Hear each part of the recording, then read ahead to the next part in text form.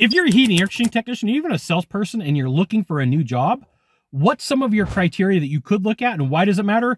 This is a super important question. I'm Scott Sylvan Bell, coming to life for HVAC Technician Sales Secrets on a perfect day to talk about sales and a perfect day to talk about you. So here's the thing. The company that you work for may change, may get sold, may have new management, may make new rules. And at some point you may be like, peace out, Girl Scout. I'm done. I'm out. I'm not putting up with this. I'm going to go somewhere else to work. And so like sometimes people say, hey, Scott, what should or could I look for? And I'm going to give you a list of 7, right? 7, 7 things to look for and possibilities if I was a technician or a salesperson looking for a role to be out selling and being a technician today. So let's start with number 1, quality. Quality of the company matters more so than anything else from like 2022 to 2023 and beyond. And I'll tell you why. Because we live in a digital age. And, you know, you want to work for a good company. You want to work for a company that's got ethics. You don't want to get blackballed in the community. And so that could be quality of the company could come down to reviews. You know who the good companies are and the bad companies in your town if you've been there long enough. Every company, or I'm sorry, every city and area has got like, oh my goodness, not that company. I don't want to follow behind them. If you've ever said, I don't want to follow behind that company, then that's a bad company for you to choose. Employees. Like there's a couple of companies that I would love to work for, except they got scumbag salespeople, right? Don't want to work with them. Make your decision. And like, you know, above everything else, this is super important. Next up, number 2, how do they treat you? How are you going to be treated? Because how you're treated really does matter. Really does matter. You know, and that could be like as a new employee, that could be from management, that could be from the ownership group. How they treat you matters. And this is why you should join HVAC Tech Secrets. I'll give you the goods, not in the Facebook group, not in the YouTube channel. Number 3, now we get to the money. And you're like, Scott, why didn't you put that first?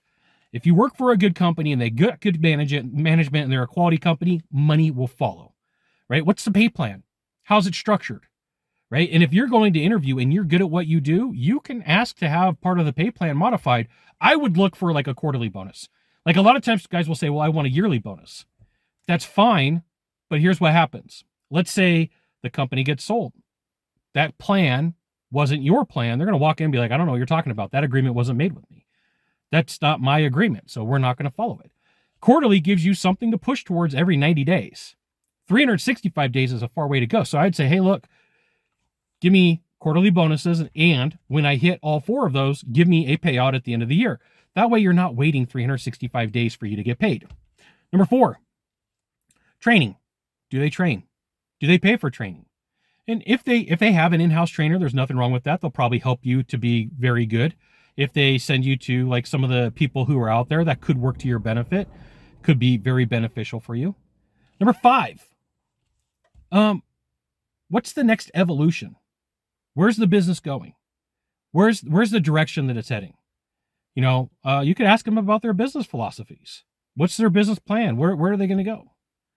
Number 6, do they have a client base? Right? So like if you went to go work for a startup, the tough thing is they don't have club memberships, partnership plans for you to go to in the slow seasons. And that could make it very difficult for you. So what's their client base like? Like I got offered a role inside of a company where the client base got picked through. Like everybody had been talked to. And so there was no way to do like tech set leads for people who had been on the membership plan because they'd all been talked to. Number 7, what are you driving? Right? Something preferably less than 100,000 miles. Like when I was a tech and a salesperson, I didn't care what I drove.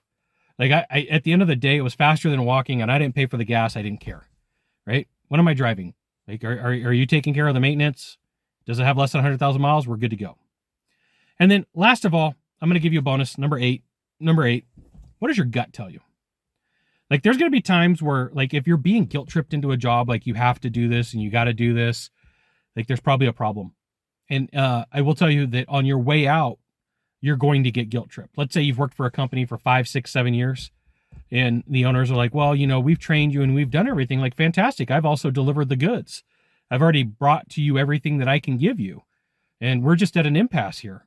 You know, I asked for X, Y, Z. You won't give it to me. So somebody's going to love me somewhere else, and they will. And you need to know that. You got 1 or 2 things to do from here. Just 1 or 2. Find the subscribe button, click on it, and every time I send out a video, you'll get an update that says HVAC Technician Sales Secrets, and another fantastic video, or hit follow. We'll see you soon.